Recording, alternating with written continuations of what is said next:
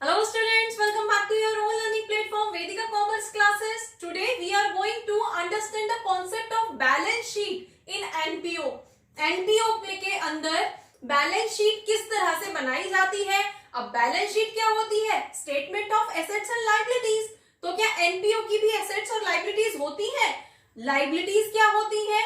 अब हमने income and expenditure account बनाया था, वो तो सेम वैसा ही था जैसा प्रॉफिट एंड लॉस अकाउंट था, है ना। लेकिन यहाँ पे एक रिसीट एंड पेमेंट अकाउंट बनाया था, यहाँ पे बैलेंस शीट भी बनेगी और बैलेंस शीट के अंदर जो लायबिलिटीज होंगी वो कौन सी वाली होंगी? नॉर्मल लायबिलिटीज जो हमने प्रॉफिट एंड लॉस अकाउंट या नॉर्मल ऑर्गेनाइजेशंस के लिए लेते हैं, या फिर कुछ अलग टाइप की लायबिलिटीज या अलग टाइप के एसेट्स हैं जो यहाँ पे कंसीडर किए जाएंगे।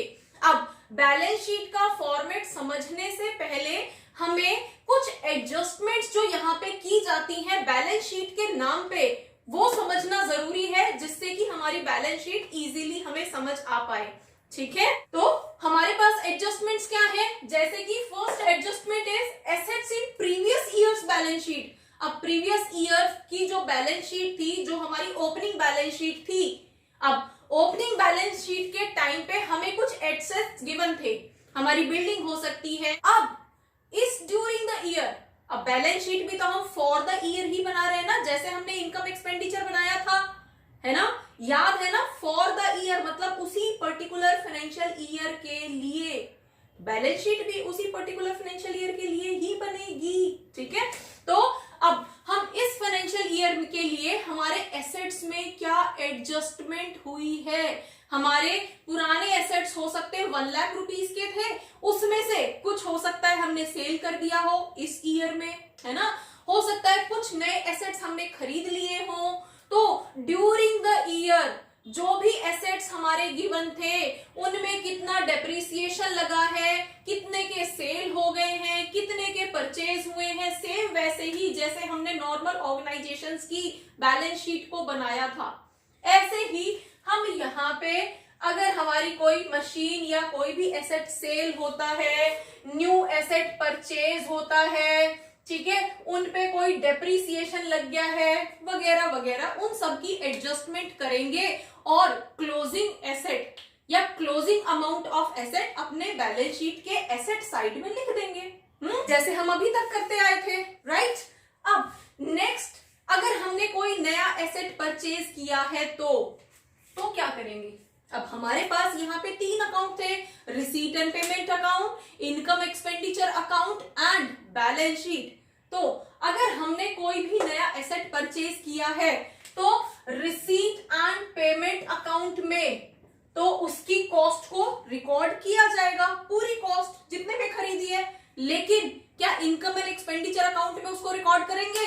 नहीं, किसी भी एसेट की कॉस्ट इनकम एक्सपेंडिचर अकाउंट में रिकॉर्ड नहीं होती। लेकिन बैलेंस शीट के अंदर तो हम एसेट को दिखाएंगे ना, न्यू एसेट परचेज, जैसे हम नॉर्मल प्रॉफिटेबल ऑर्गेनाइजेशंस के लिए बैलेंस शीट बनाते थे। एडजस्टमेंट याद है ना। नेक्स्ट, अब अगर हमने कोई लोन लिया है, अब लोन लिया है, लॉन्ग टर्म लायबिलिटीज है, सेम एनपीओज भी डोनेशन की फॉर्म में या किसी भी एसेट को बिल्डअप करने के लिए लोन लेती हैं, तो सेम यहाँ पे भी बैलेंस शीट के लायबिलिटी साइड में हम रिकॉर्ड कर देंगे, इनकम एक्सपेंडिचर में नहीं आएगा। दूसरी रिकॉर्डिंग इसकी रिसीट एंड पेमेंट अकाउंट के अंदर होगी। और रिसीट एंड पेमेंट अकाउंट में क्या है? लोन लिया है तो पैसा आया है और कैश आया है, तो बिसाइड्स लायबिलिटी और एसेट, हम लायबिलिटी एसेट को कंसीडर नहीं करते हैं, हम तो सिर्फ कैश आ रहा है और कैश जा रहा है रिकॉर्ड करते हैं। तो लोन लिया है तो कैश आया है, तो हम यहाँ पे कैश रिसीट शो करते हैं। ठीक है, तो बैलेंस शीट के अगेन हम लायबिलिटी के अंदर उस लोन को शो कर देंगे। ठीक है, अब दूसरी तरफ अगर हमने कोई एडवांस दिया है तो रिसीट एंड पेमेंट अकाउंट में तो पेमेंट हो गई, कैश चला गया हमारी तरफ से। ठीक है, और बैलेंस शीट में इसको कैसे रिकॉर्ड करते हैं? बैलेंस शीट का तो एसेट है ना, काइंड ऑफ इन्वेस्टमेंट की है ना हमने, कोई पैसा किसी को एडवांस की फॉर्म में दिया है तो बदले में हमें इंटरेस्ट मिलेगा, इन्वेस्टमेंट पे इंटरेस्ट मिलेगा। और सेम वैसे ही जो प्रॉफिटेबल ऑर्गेनाइजेशन की बैलेंस शीट थी, इन्वेस्टमेंट और उस पे एक्रू होने वाला इंटरेस्ट, दोनों को ही हम बैलेंस शीट के एसेट साइड में नोट करते हैं। ठीक है, तो बैलेंस शीट के एसेट साइड में हम इसको रिकॉर्ड कर देंगे। अब यहां पे थोड़ा सा ट्विस्ट आ जाता है, जैसे कि अगर हमारा कोई स्पेसिफिक फंड था, स्पेसिफिक डोनेशन थी, सपोज स्पोर्ट्स के लिए थी, तो स्पोर्ट्स के लिए हमारा कुछ फंड था, उस फंड को हमने इन्वेस्ट कर दिया, तो इन्वेस्टमेंट तो ठीक है एसेट साइड चली जाएगी, लेकिन उस इन्वेस्टमेंट पे मिलने वाला इंटरेस्ट जो हमारा नॉर्मल बैलेंस शीट में एसेट साइड में इन्वेस्टमेंट के साथ में रिकॉर्ड किया जाता था, वो अब वहां नहीं होगा। इंटरेस्ट उसके स्पेसिफिक फंड में लाइबिलिटी साइड ही रिकॉर्ड किया जाएगा। आ गया ना ट्विस्ट? ऐसे ही थोड़े थोड़े से छोटे से ट्विस्ट है, लेकिन अगर ध्यान से समझोगे तो बहुत जल्दी से समझ आएंगे। ठीक है, next is recovery of advance. Recovery, जो हमने एडवांस दिया था उसकी रिकवरी हो गई है, पैसा हमारे पास वापस आ गया है। तो हमारे पास क्या था, अब जो पैसा हमने दिया था इन्वेस्टमेंट थी, वो पैसा हमारे पास वापस आ गया है। तो रिसीट एंड पेमेंट अकाउंट में तो हम रिकवरी के नाम पे पैसे की इनकमिंग दिखा देंगे, लेकिन बैलेंस शीट पे क्या इफेक्ट पड़ा, हमारा जो एसेट था वो वहां से हट जाएगा, इन्वेस्टमेंट नाम का जो एसेट था वो वहां से हट जाएगा। क्लियर? Next expenses. अब हमारे एक्सपेंसेस कुछ आउटस्टैंडिंग हो सकते हैं, कुछ प्रीपेड होते हैं। तो अगर हमारे आउटस्टैंडिंग एक्सपेंसेस हैं तो वो तो लाइबिलिटी होते थे और लाइबिलिटी ही होंगे यहां पे भी। ठीक है, तो वो तो हमेशा से लाइबिलिटी थे और लाइबिलिटी ही रहेंगे, करंट लाइबिलिटी। ठीक है, लेकिन प्रीपेड एक्सपेंसेस अब दूसरे कौन से वाले होते हैं, प्रीपेड। अब प्रीपेड एक्सपेंसेस हमारे पहले भी एसेट होते थे, अभी भी एसेट ही होंगे और करंट एसेट के अंदर ही हम रिकॉर्ड करते हैं। Next is special receipts. अब special receipt again, donation in the name of sports, donation on the name of building, ठीक है, donation on the name of pavilion. तो स्पेसिफिक डोनेशन जो रहेंगी वो यहाँ पे इस बैलेंस शीट में एनपीओ के अंदर हमेशा लॉन्ग टर्म लाइबिलिटीज बोली जाती हैं, तो उसको हम यहाँ पे लाइबिलिटीज के अंदर रिकॉर्ड करते हैं। और इस डोनेशन को सिर्फ ऐसे ही रिकॉर्ड नहीं करते हैं, इस डोनेशन का ओपनिंग बैलेंस क्या था, इसमें से कितना हमने खर्च कर दिया, इसको हमने कितना इन्वेस्ट कर दिया, उस पे किस रेट से कितने मंथ्स का इंटरेस्ट मिला है, ये सारी चीजें कैलकुलेट होती हैं और बैलेंस शीट में रिकॉर्ड होती हैं। तो अभी हम इसको एक प्रॉपर फॉर्मेट के थ्रू पढ़ेंगे, तब आप बहुत अच्छे से समझ आएगा। ठीक है, नेक्स्ट है सरप्लस या डेफिसिट। तो सरप्लस अगर हम नॉर्मल लैंग्वेज में बोले तो प्रॉफिट है ना, और प्रॉफिट कहां पे होता है, कैपिटल के साथ प्लस होता है। और अगर लॉस था तो नेट लॉस या नेट प्रॉफिट, तो नेट लॉस था तो कैपिटल में माइनस किया गया था, है ना। यहां पे हम उसी कैपिटल को कैपिटल नहीं बोलते बल्कि कैपिटल फंड के नाम से बोलते हैं। ठीक है, हम वही वर्ड्स वही चीजें हैं जो हमारी नॉर्मल बैलेंस शीट में होती हैं, लेकिन यहाँ पे बस नाम थोड़ा सा अलग है और थोड़ी सी ट्विस्टेड होती है बस। ठीक है, तो हमारे पास यहाँ पे अगेन हम कैपिटल फंड के अंदर अपने सरप्लस को प्लस कर देते हैं, और अगर हमारा डेफिसिट था तो माइनस कर देते हैं। ठीक है, ये कुछ एडजस्टमेंट्स हैं जो हमें बैलेंस शीट में करनी होती हैं। अब इन्हीं सारी एडजस्टमेंट्स को, इस स्पेसिफिक फंड को किस तरह से ट्रीट किया जाता है, एक बार प्रॉपर फॉर्मेट के अंदर करते हैं। नाउ बैलेंस शीट तो हमारा स्टेटमेंट एसेट और लाइबिलिटीज का ही तो होता है। यहाँ पे भी हम इस साइड में लाइबिलिटीज को रिकॉर्ड करेंगे और इस साइड में एसेट्स को रिकॉर्ड करेंगे। ठीक है, और जब हम लाइबिलिटीज रिकॉर्ड करते हैं तो सबसे पहला स्टेटमेंट क्या कैपिटल, तो यहाँ पे भी हम उस कैपिटल को लेंगे, लेकिन नाम क्या होगा? Capital fund. ठीक है, जो भी हमारा ओपनिंग कैपिटल का अमाउंट था, जो भी कैपिटल अमाउंट इन्वेस्ट किया गया था, वो हम यहाँ पे ले लेंगे। ठीक है, देन अगर हमारे पास कुछ सरप्लस है, प्रॉफिट ना, तो अगर सरप्लस है तो हम यहाँ पे उसको प्लस कर देंगे, उसका अमाउंट ले लेंगे। ठीक है, और अगर डेफिसिट होगा तो हम डेफिसिट को माइनस कर देंगे। तो ये तो हमारा कैपिटल फंड निकल के आता है। फाइन, अब दूसरी लायबिलिटी क्या है? Specific fund. अगर हमें कोई स्पेसिफिक फंड मिला है, सपोज हमें बिल्डिंग के नाम पे कोई स्पेसिफिक फंड मिला है, तो उसकी एंट्री किस तरह से करते हैं? हम यहाँ पे ले रहे हैं बिल्डिंग फंड। क्लियर? अब बिल्डिंग फंड के नाम पे मतलब बिल्डिंग के लिए स्पेसिफिकली पैसा, उसके लिए हमने एक अलग अकाउंट बनाया हुआ है। तो अब उसमें हमारे पास कुछ ओपनिंग बैलेंस रहा होगा, opening balance of building fund. और ये याद रखना, जब हम बिल्डिंग की बात कर रहे हैं तो सिर्फ बिल्डिंग के ही पैसे को यहाँ पे रजिस्टर करेंगे। उसके अलावा अगर कोई स्पेसिफिक फंड हमें पवेलियन बनाने के लिए दिया गया है या स्पोर्ट्स के नाम पे मिला है, उसको रिकॉर्ड नहीं करेंगे, उसकी एंट्री अलग करेंगे। फाइन, तो यहाँ पे हमारे पास कुछ ओपनिंग बैलेंस रहा होगा, plus during the year building के नाम पे कोई स्पेसिफिक डोनेशन मिली है तो उसको हम यहाँ पे ऐड कर देंगे। क्लियर? सपोज हम एग्जांपल लेते हैं, हमारे पास बिल्डिंग के नाम पे 10 लाख रुपीस ऑलरेडी था, उसमें मुझे इस बार 2 लाख रुपीस की और डोनेशन मिल गई है, तो मेरे पास टोटल कितना हो गया? 12 लाख का। अब इस 12 लाख में मुझे अभी जरूरत नहीं है, मैंने इस पैसे को, अभी मैं बिल्डिंग नहीं बना रहा हूं, एनपीओ का अभी प्लान नहीं है बिल्डिंग बनाने का। ठीक है, थोड़े टाइम के बाद बनाएगा। तो उस केस में इस बिल्डिंग के पैसे को अगर उसने कहीं for the time be invest कर दिया तो ये लायबिलिटी का पैसा था, और अब इस पैसे को, इस फंड को एनपीओ ने कहीं पे इन्वेस्ट कर दिया किसी बैंक के पास या किसी भी एक्सवाइजेड सिक्योरिटी में, तो यहां से तो वो पैसा कम हो गया है ना।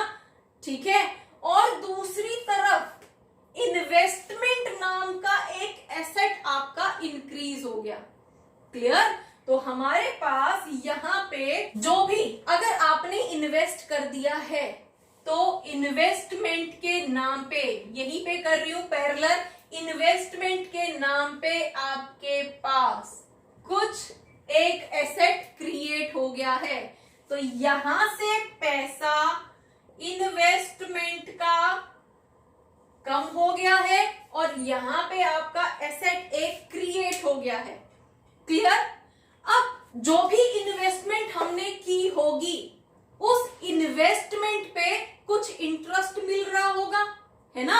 अब इंटरेस्ट मिलेगा तो वो हमारी इनकम होनी चाहिए और हमें एसेट में रिकॉर्ड करना चाहिए। उस इंटरेस्ट को हम यहीं पे इंक्लूड करते हैं, इंटरेस्ट ऑन इन्वेस्टमेंट।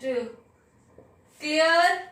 हम उस इन्वेस्टमेंट पे मिलने वाले इंटरेस्ट को लायबिलिटी में ही शो करते हैं और इसका जो भी बैलेंस निकल के आएगा उसको हम यहाँ पे लिख देते हैं।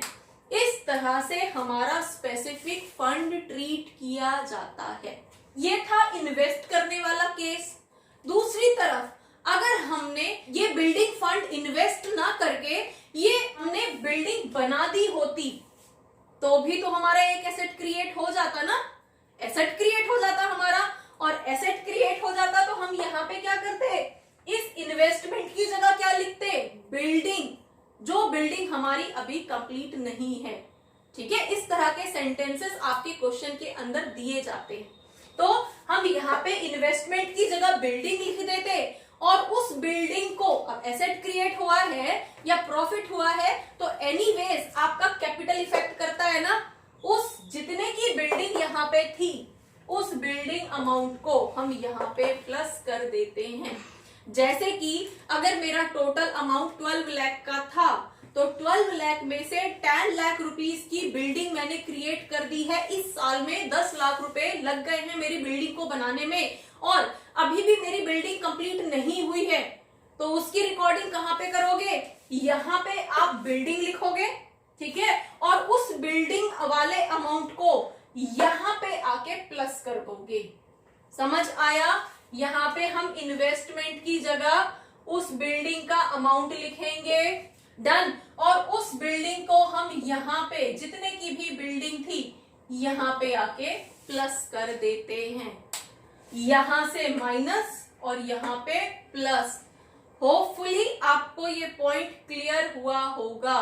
यहाँ स्पेसिफिक फंड में हमारी दो ही चीजों में बच्चे कंफ्यूज होते हैं कि हमारे स्पेसिफिक फंड को अगर यूज किया गया है तो उसकी एंट्री कैसे होगी, ठीक है, और उसपे मिलने वाला जो इंटरेस्ट है वो हमारा एसेट होना चाहिए, लेकिन लायबिलिटी में क्यों लिख दिया जाता है, ठीक है। यहाँ पे बच्चे नॉर्मली कंफ्यूज होते हैं।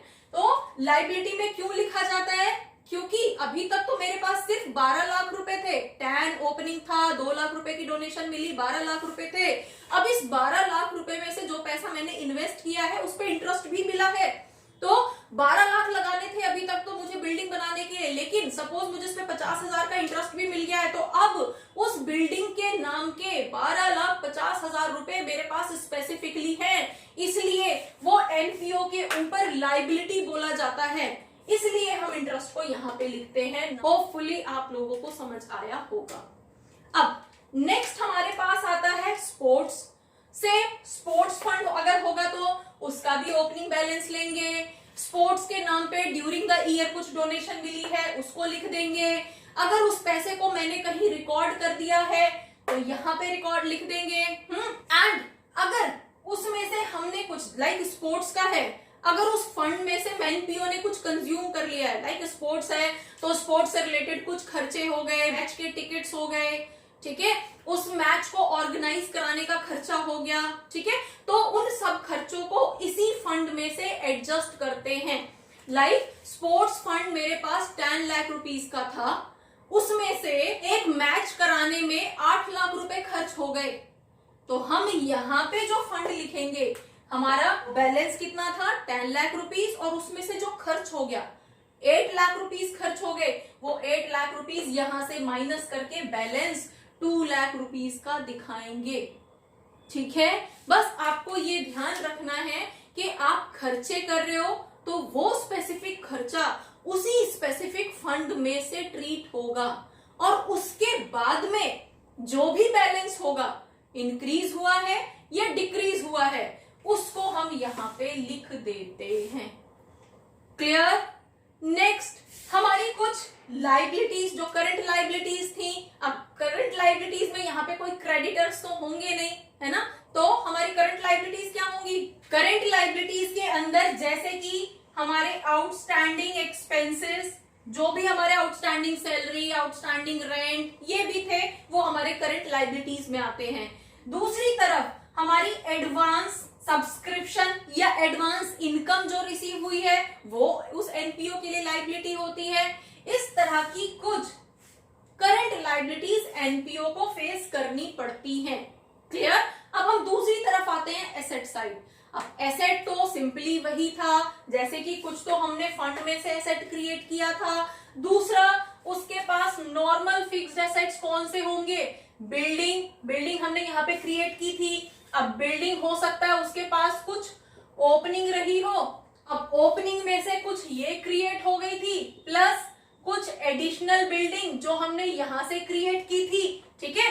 देन नेक्स्ट आपके पास उसमें कुछ डेप्रिसिएशन अगर लग गया है तो वो सब माइनस करने के बाद या एडजस्ट करने के बाद जो वैल्यू आती है हम वहां पे लिख देते हैं। क्लियर? नेक्स्ट हमारे पास इसी तरह से प्लांट एंड मशीनरी, उस पर डेप्रिसिएशन करने के बाद में लाइक जो भी हमारी वैल्यू बचती है हम वो वहां पे लिख देते हैं। अब आते हैं हम करंट एसेट्स पे।